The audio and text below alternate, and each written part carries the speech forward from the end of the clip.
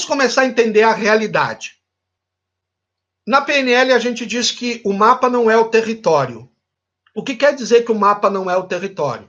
Porque o território é a realidade, entre aspas. Essa realidade sempre é transformada em mapas mentais, que nós poderíamos dizer assim que é o mundo das ideias. Todos nós temos pele. Se você se beliscar aí, você vai ver que você tem uma pele. Qual é a função da pele? A pele separa o mundo das ideias, aquilo que está acontecendo dentro da minha cabeça, da minha neurologia, da realidade a qual ela representa. Então, eu tenho que entender que nem tudo o que é a realidade, nem tudo o que é, parece ser aquilo que realmente é. Vamos imaginar o seguinte. Imaginamos, e nós temos essa capacidade de imaginar. Você tem a realidade, uma latinha de Pepsi Cola. Então imagina ali, a realidade é uma latinha de Pepsi Cola. Porém, essa realidade, para chegar em mim, ela passa da pele. Você vai ter o quê? Você vai ter 3 peneirinhas. Essas 3 peneiras vão começar a peneirar essa informação. E conforme se você sabe, quanto mais você vai passando alguma coisa por uma peneira, por um filtro, mais você sempre vai deixar do outro lado uma boa quantidade de coisa, porque só vai passar o que aquele filtro permite que passa. Esse primeiro filtro, essa primeira peneirinha que essa realidade atravessa, chama-se de restrições neurológicas. O que são as restrições neurológicas? É os meus 5 sentidos. A minha audição, que talvez não seja a mesma que a sua, as pessoas têm níveis de audição diferentes. A minha visão, por exemplo, vocês notaram que eu tenho aqui na frente do meu rosto um aparato. Para quê? Para que ele corrija a minha visão o máximo possível. Então, eu não, por exemplo, uma águia tem uma neurologia visual muito melhor do que a minha. Ela consegue enxergar vários metros de altura, 100, 200 metros de altura, ela consegue enxergar um ratinho de uns 10 centímetros no meio da relva. E aí ela desce mergulhando, dá um bote. Ela consegue saber que no lago, no rio, naquele lugar, tem um peixe. E ela desce, dá o bote e sai com o peixe nas suas garras. Ou seja, ela tem uma visão muito melhor do que a minha. O meu olfato tem limitações. Um tubarão consegue sentir o cheiro de uma gota de sangue diluído em mais de 1000 litros d'água. Então, se você pegar 1000 litros de água, colocar uma gotinha de sangue, um tubarão consegue sentir o cheiro daquele sangue. O meu tato, se eu estiver na praia, o mar estiver meio agitado e eu estiver olhando para a areia e alguém atrás de mim começar a se afogar, eu não vou perceber a agitação na água para dizer assim, opa, tem alguém se afogando, eu vou ir naquela direção. Um tubarão a quilômetros de distância consegue perceber a vibração na água e diz, tem comida, e ele vai naquela direção. Então, sugestão aí para vocês. Se tiver na água, não sangra e não se debate, porque senão o tubarão vem, ok?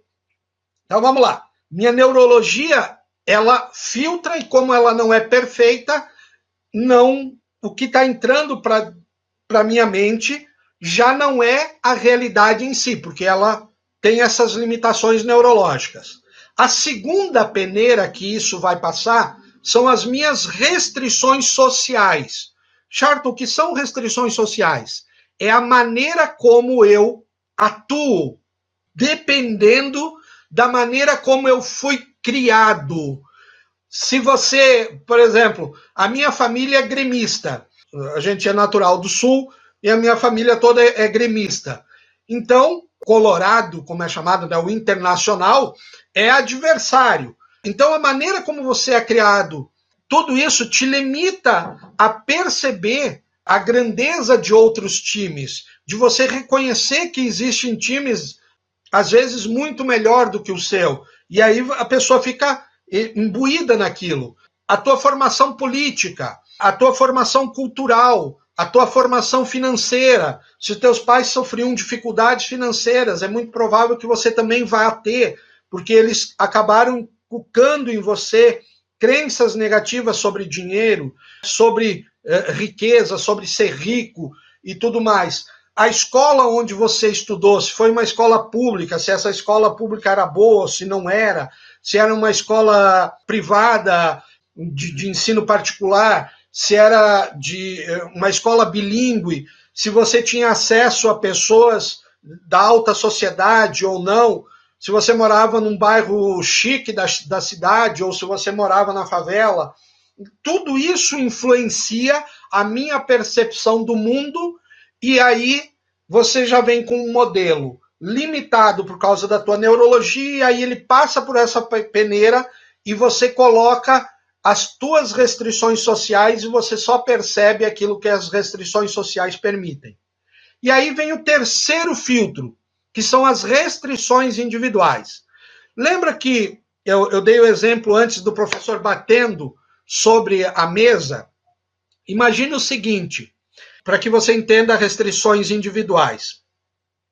Se um dia você estava fazendo algo na escola e o professor dá uma pancada forte na mesa, faz aquele estrondo, você se assusta e ele ainda assim te chama a tua atenção agressivamente, com a voz ríspida, um tom elevado, com fisionomia contraída e tudo mais, e a sala inteira ri de você pelo aquilo que aconteceu.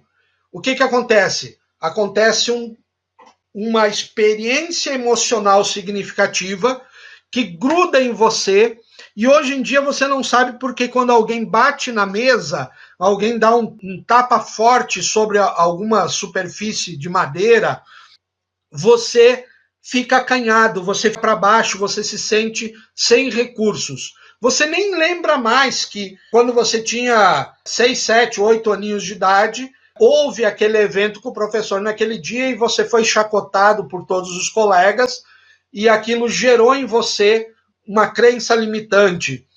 Então, essas restrições individuais, coisas que são particulares de cada um, de repente uma palmada que o pai deu, uma bronca que você levou de alguém que era importante e tudo mais, gera restrições, limitações individuais.